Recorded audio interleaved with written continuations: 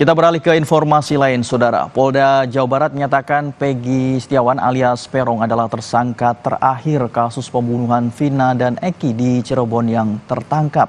Dua nama lain yang masuk daftar pencarian orang atau DPO adalah nama fiktif. Sebelum menangkap Peggy, polisi merilis 3 tersangka yang masih buron dari total 11 tersangka pembunuhan Vina dan Eki. Namun, Polda Jabar menyebut tersangka bernama Andi dan Dani hanyalah karangan dari tersangka yang telah ditangkap. Para tersangka yang telah ditangkap disebut memberi keterangan yang berbeda-beda kepada penyidik. Tersangka semua bukan 11 tapi 9. Sehingga DPO hanya 1. Untuk itulah kami selama ini meyakinkan bahwa 5 keterangan berbeda dari tersangka itu ada yang menerangkan 3. Ada lagi menerangkan 3 dengan nama berbeda. Ada yang menerangkan 5, ada yang menerangkan 1. Setelah kami melakukan penyidikan lebih mendalam, ternyata 2 nama yang disebutkan selama ini itu hanya asal sebut.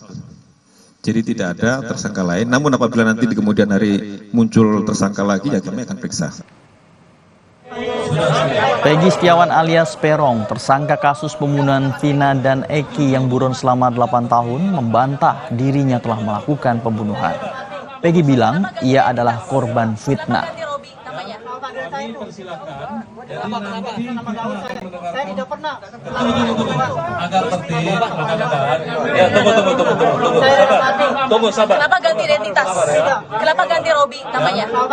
Persilakan. Nama gaul saya tidak pernah melakukan hukum itu. Ini fitnah. Saya rela mati. Saya rela mati. Tidak.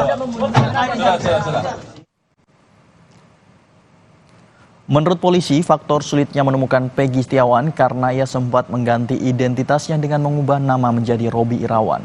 Ditambah adanya pernyataan bahwa ayah kandung Peggy Setiawan memperkenalkan Peggy kepada warga sekitar sebagai keponakan bernama Robi Irawan, bukan sebagai anaknya.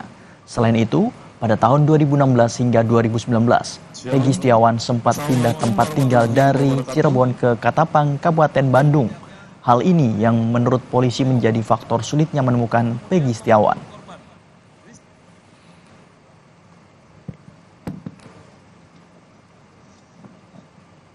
Keluarga Peggy tak puas dengan penetapan tersangka Peggy oleh penyidik Polda Jawa Barat. Keluarga menilai ada kejanggalan di penetapan tersangka Peggy. Kuasa hukum tersangka Peggy Setiawan alias Peron berencana mengajukan pra-peradilan. Kuasa hukum menilai penangkapan Peggy memiliki banyak kejanggalan. Keluarga berencana mengajukan pra-peradilan demi mendapatkan keadilan bagi Peggy sekeluarga. Menurut keluarga, Peggy bukanlah pria yang tinggal desa Banjarwangunan seperti yang disangkakan oleh Polda Jawa Barat.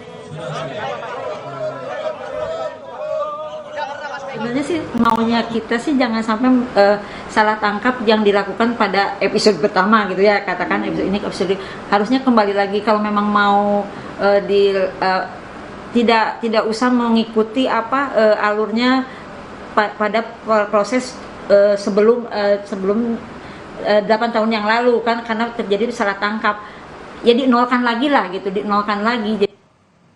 Usai jeda, Kompas Pagi akan kembali dengan informasi puluhan balon udara menghiasi langit Purwokerto, Jawa Tengah dalam Festival Balon Udara yang digelar oleh Universitas Muhammadiyah Purwokerto.